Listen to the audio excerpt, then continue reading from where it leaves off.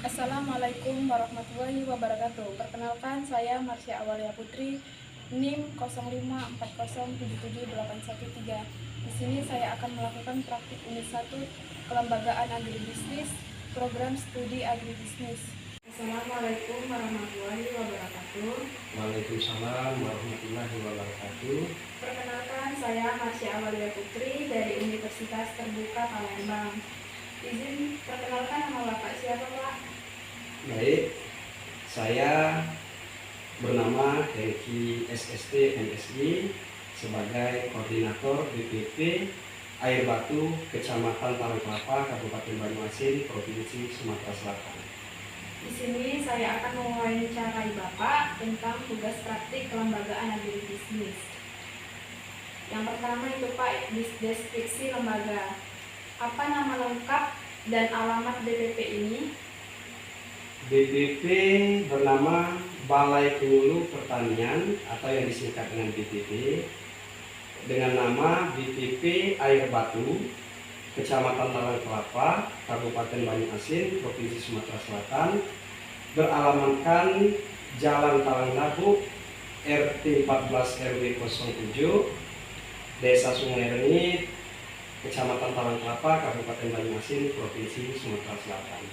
Yang kedua, kapan BPP ini didirikan, Pak?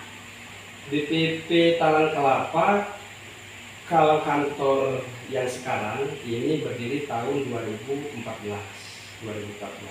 Tapi kalau BPP sejak ada yang namanya penyuluh, BPP itu ada di mana-mana. Yang ketiga, apa wilayah kerja atau cakupan area yang menjadi tanggung jawab di BPP ini, Pak? Untuk area atau cakupan wilayah, kita ada 20 desa dan kelurahan. Ada 7 desa dan 13 kelurahan. Yang keempat, apa visi dan misi BPP ini, Pak? Nah, visi dan misi BPP mungkin perlu kita karena ini sifatnya baku. Tadi sudah saya download sebenarnya. Ya. Itu apa mau dijelaskan? Ya, apa cukup nanti berupa file saja saya bagi? Mungkin kalau visi Balai Penyuluh Pertanian BPP itu terwujudnya petani yang maju, mandiri, dan sejahtera melalui penyuluhan yang efektif dan modern.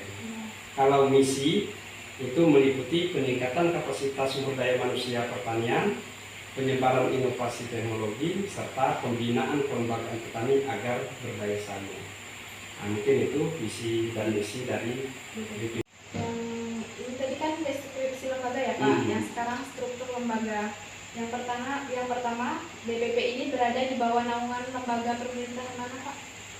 BPP kita di bawah Dinas Tanaman Pangan dan Hortikultura Kabupaten Banyuasin. Siapa Pak kepala BPP saat ini? Untuk kepala BPP, sebenarnya kalau BPP itu bukan kepala, tapi dia merupakan koordinator penyuluh. Nah, kebetulan saya sendiri ini sebagai kepala atau koordinator BPP. Yang ketiga, ada Pak gambaran untuk struktur dari lembaga BPP.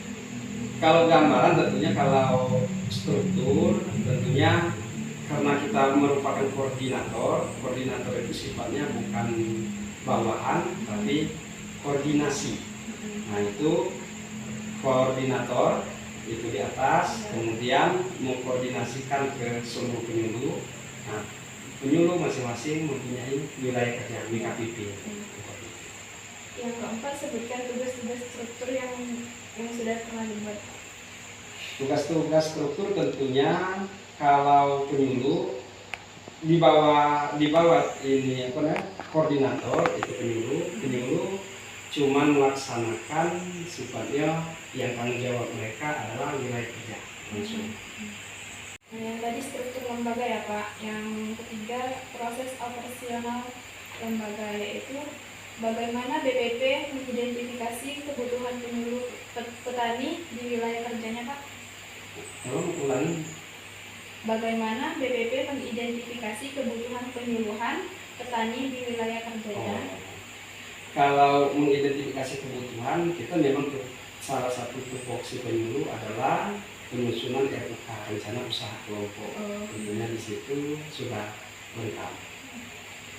Yang kedua, bagaimana DPP menyusun program penyuluhan tahunan atau musiman? BPP itu ada yang namanya program tahunan. Iya. Program tahunan itu apa istilahnya? Masing-masing penyuluh itu punya program tahunan. Dia namanya program tahunan. Nah, kemudian dari penyuluh itu menjadi program tingkat BPP. Jadi itu ini prosedur. Nah, yang ketiga Pak, apa saja metode penyuluhan yang paling sering digunakan di BPP? Metode yang sering digunakan tentunya anjak sana, kemudian diskusi. Iya. Ini ya jelas sesuaikan dengan kebutuhan Iya. di lapangan. Yang keempat, bagaimana BPP menentukan metode penyuluhan yang paling sesuai untuk setiap kelompok sasaran dan materi penyuluhan Pak?